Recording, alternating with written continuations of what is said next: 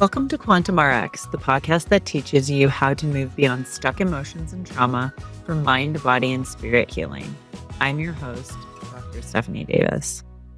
Last week, we talked about the 3 stages of healing, and I outlined the 3 stages, and we really took a deep dive into stage 1, which is kind of pain and symptom focused. This week, we are going to talk about the next stage of healing, which involves more alignment and being cleared out from that energetic burden. And we're going to dive into what that stage looks like. And we're going to talk about an example, another story of a person that I worked with, another patient who went through this transformation. So we're going to talk about also the beginning of her journey. We're going to touch on her kind of pain and symptom focused piece, and then how she moved into this next stage. And we're also going to dive into some more of the nuance of each one of these stages. And some of those highlights include, what does it look like when you've moved from pain to purpose or awareness? How do you move through this stage of the healing journey? Because this one has challenges, and we're going to touch on those challenges. And then lastly, how do you harness the momentum and the flow of this healing energy? If you're curious as to if you have any stored emotions or trauma that might be causing your illness, preventing you from achieving your goals, or even just showing up as the most authentic version of yourself, I invite you to take my free stored emotions and trauma quiz, and you'll find that link in the show notes.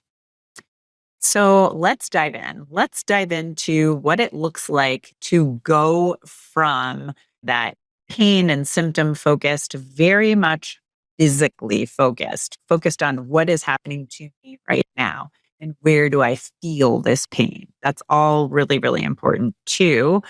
What happens when I clear some of that out, when I clear the pain and the stuck energy and anything that's not flowing very well? What happens? What does that look like when I call it being cleared out and more aligned and more aware?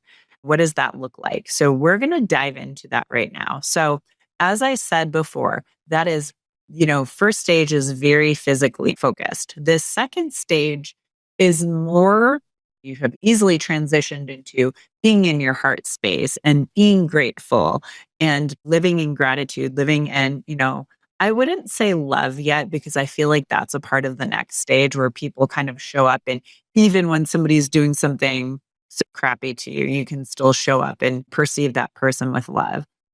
When we're in this stage, you're kind of oscillating. You're not all the way back in that symptom focused land, but you're also not, as I would say, at peace and having the expansion of the next stage. So you're kind of oscillating in different places. And that was something I really wanted people to understand is you might have good things happening. Let's say, just for argument's sake, you had, let's think of something, Lyme. You had Lyme and you now have all sorts of energy and you don't have any of the pain, back to living your life, and you're just happy. You're happy and you're grateful and things are going on, because I can say I can relate to this. This is the story, is probably coming straight from my experience.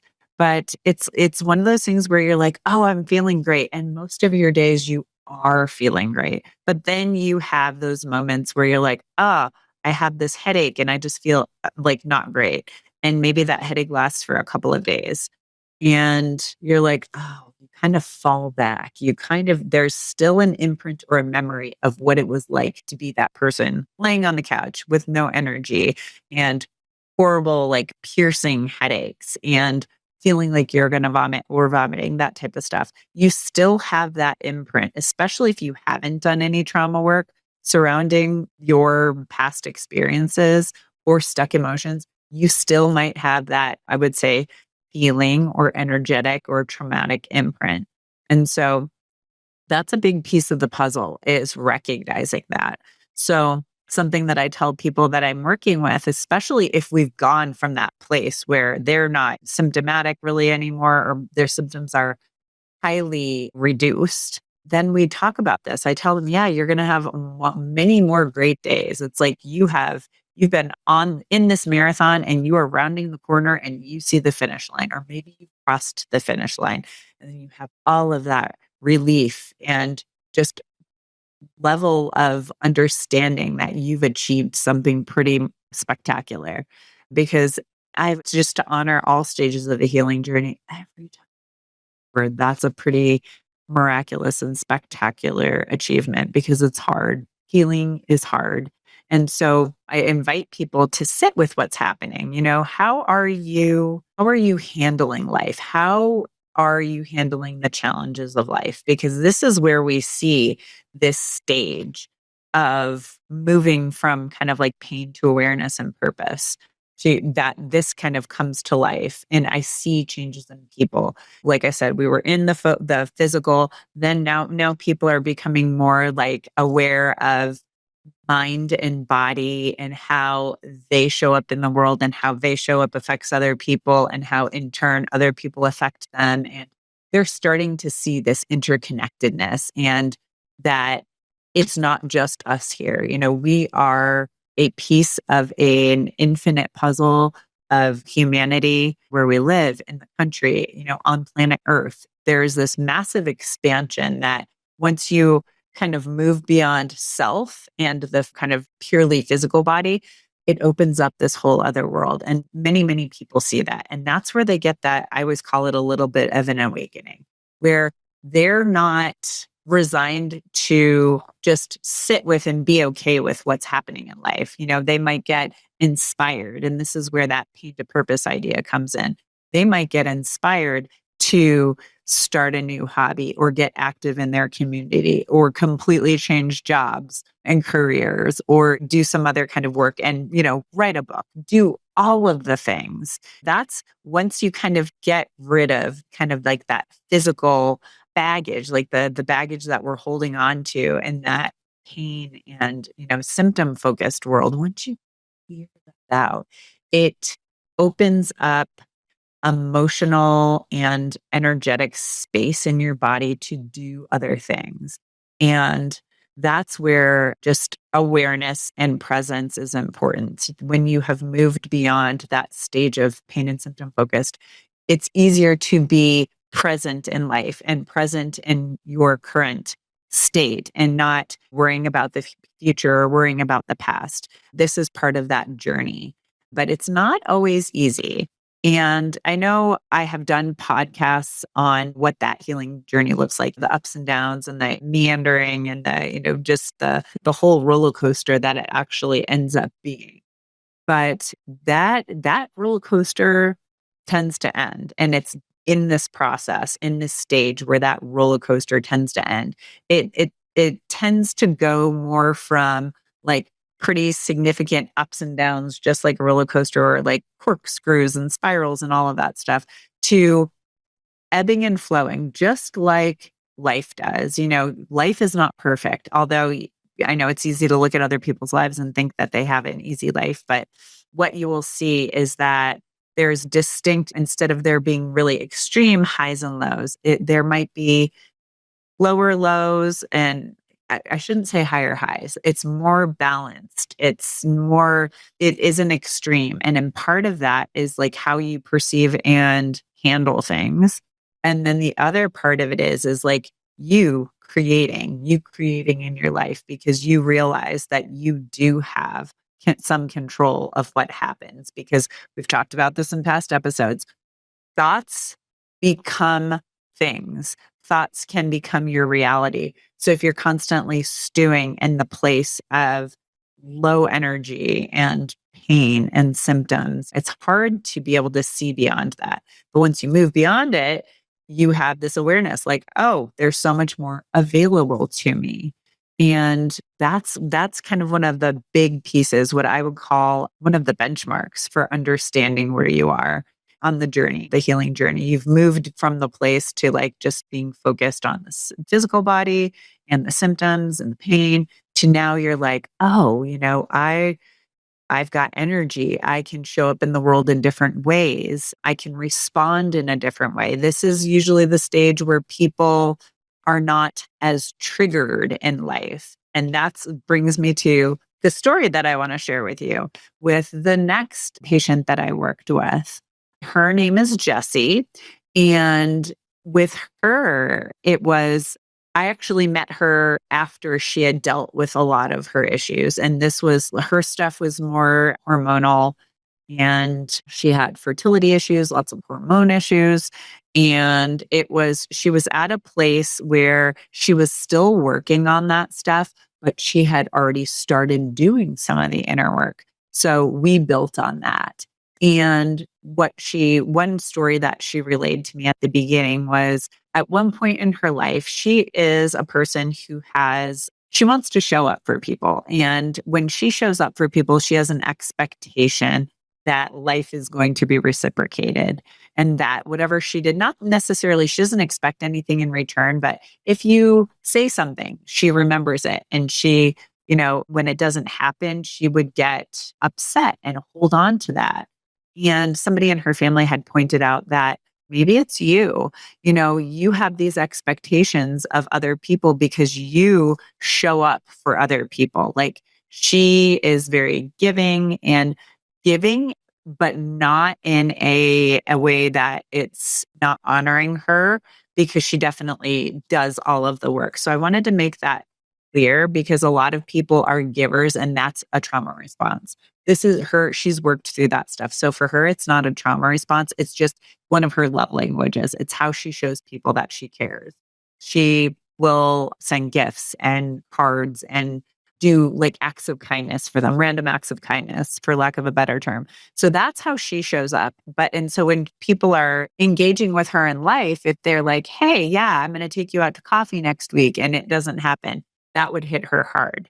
And as she moved through the healing process, that didn't happen anymore. Part of it was because she was aware. When her brother had first said those words to her, like, hey, nobody's trying to intentionally hurt you, but it's your expectations, she was mad. Like, she was really, really mad, and she held on to that for a while.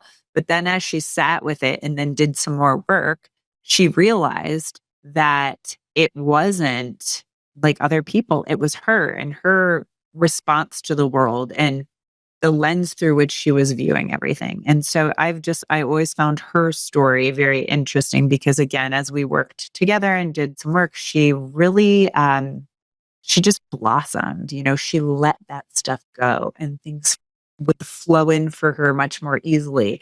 And then there were little synchronicities would show up. And then also the things that people said that they wouldn't, like for instance, I use that example of, oh, I'm going to take you out to coffee or lunch or whatever. Those things would actually start to happen then, once she let go of any expectation of the other person, and, energetically being invested in that moment.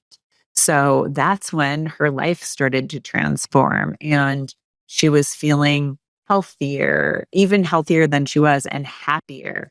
And it just, again, she had gained so much insight, and she had awareness on relationships and how she responded in certain circumstances and relationships and interactions. Like, there were so many things that happened for her.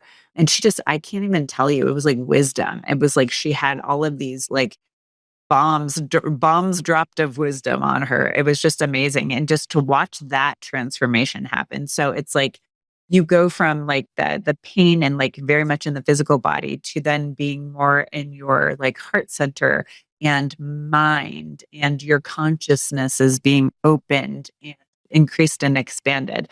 But that's exactly what happened to her. And it was amazing to witness. And she was another one who was just like, I can't believe this is happening. And there is a piece of the puzzle where you're like, is this real? And you question yourself, and these little synchronicities that happen where you happen to meet up with a person that you hadn't seen in a long time, and you guys find out that you've been on a similar path, or good things seem to fall in your lap. And that's not coincidental. It's once you start moving through this space and realizing that once you clear out the emotional baggage, you can draw things into you. That's when so much of the magic happens. But that's also not to say that life is going to be sunshine and rainbows once you kind of get to this space, because it's not. You're going to have challenges, you're going to get tested, and how you show up is that's another part of this process. Is like, what if somebody like really like gets, they're having a bad day, they tell you off and you're sitting there with that. Most of the time now, I can say that I don't react to them. I acknowledge that they're in the space where they're at and they're not happy and there's stuff going on. So I acknowledge what's happening for them, but I choose not to engage. And like I try to meet that person with as much love and understanding as I can. And I try to de-escalate, disarm and de-escalate the situation and give them the space that they need for whatever it is they need in that moment. Whether they need to just let some blow off some steam and just walk away, if they calm down and get present and need to talk, there's lots of ways that this can go. But you'll see that as you experience challenges in life or get challenged by other people, you will respond differently too. And that's not to say you won't have a bad day, because we all have bad days, but the more you do the work, the less you have this happen. You have so much increased awareness and you don't judge. You don't judge as much. I mean, it's pretty inherently human nature to judge things. And obviously, that's kind of a key component to survival in situations, but you're not judging that other person like, oh, you're a horrible person for screaming at me. You will find compassion and empathy for those people. And sometimes you might even find appreciation because there can be mirrors showing us things that we still need to work on. So there's a lot of places and, places we can go with this. But what I would say is a very characteristic of this situation is being less physically focused, more kind of mentally, emotionally, like heart-centered focus. You have connections and synchronicities with people. You get little signs. I feel like during this stage, you also, if you have a connection with higher power or the divine or God, that can very much get enhanced and sharpened. And during this situation, I mean, I can say that has happened to me, but I've also seen it happen with lots of the people that I've worked with too. They're just like, "Oh, I feel like my prayers are being answered or my prayers are being heard or the universe is hearing me or seeing me." These are the types of things that I hear from people in this stage of the work. Yeah, so I wanted to make sure that I pointed that out and gave you some distinct delineations. And then the last piece is just how do you harness this momentum and the flow of this energy? And I would say that comes with, you know, being present in the moment on a daily basis. And that's not to say again, like life happens. Sometimes you're focused on things in the past or things in the future, and that's okay. But being able to come back to present moment is really important. Also, being aware of where you are on this journey relative to other people, because some people might get triggered by you and that's them and it's not you. So just being aware and having some grace and compassion for that in other people. Also, just using that energy. Once you have all of the flow going and everything's cleared out, using that energy to, if you have a new purpose, a newfound purpose, pour into that, pour into other people. There's so much, I find that the more I pour into other people, the more I receive back, and it comes in different ways. But that's another really important piece of this puzzle, is not to just stay within yourself, but also to give and interact, because we've talked about community being a really important part of the journey in general. But you might have different communities, new communities, and just ways to expand on that. But also understanding that and this is the most significant piece of the puzzle. The more you clear all of this out, all of the emotions and the trauma, the more space you have to create.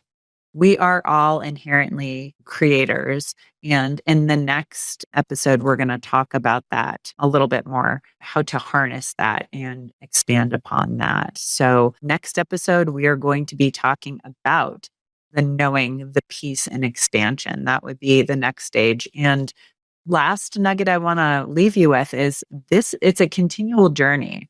Every person I talk to that is either at this stage or the next stage, we all agree that it's every time you sit there, I think especially in this stage, you tend to think, "Oh, I've arrived. I've dealt with that trauma or I've dealt with that baggage. This is it. I'm doing good," because you're usually feeling really good. And then all of a sudden you'll get slapped in the face like, no, no, no, my friend. You still have work to do because it's a never-ending process, but it might look different, right? There might be different you might do the same things that you've done to dig into a trigger or trauma, but you also might do something different. There's different things, and we're going to talk about that a little bit more on that next episode. But understand that this is not something that is like it's dynamic. It's a dynamic process. It is not like step by step stagnant. There's all sorts of energies and things that ebb and flow in and out of this process. And it's not like, I think we think of healing as like in a box, and it's like in each one of these boxes and stages, when that's not really the case. It's something that morphs and changes, and it's something that should be continual. And I know that most people who are at this stage or the next stage have some kind of process that they do on a daily basis, but often like bigger things on a weekly basis that they're doing to make sure that they're staying, grounded in this space, and also doing more of the healing and expansion. If you made it this far, I truly appreciate you. Remember, knowledge is just the beginning. Taking action is what truly sparks change. If you're overwhelmed and don't have enough energy to make it through the day, I invite you to book a free 20-minute coaching call with me. It's a no-obligation chat where we can discuss your health goals and how I might be able to help you achieve them. Visit the link in the episode description to book that call. Until next time, keep striving for wellness, and remember, you have the power to not just survive, but thrive in motherhood.